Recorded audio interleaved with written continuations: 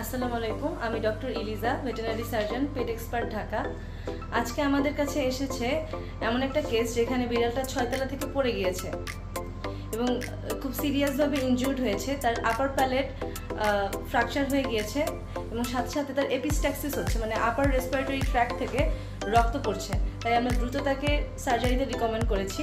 এখন আমরা দেখব পেশেন্টের বর্তমান অবস্থা কী।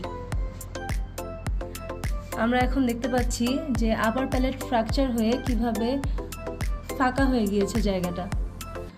সার্জারি করে আমরা এটাকে ঠিক করে ফেলবো ইনশাল্লাহ। আমাদের সাথে আছে ডক্টর মুস্তাক। আমরা সার্জারির পরবর্তী অবস্থা সার্জারি করা শেষ করার পর আপনাদেরকে দেখানো হবে। আলহামদুলিল্লাহ, সার্জারি সাকসেসফুল, বিড়ালটা সুস্থ আছে।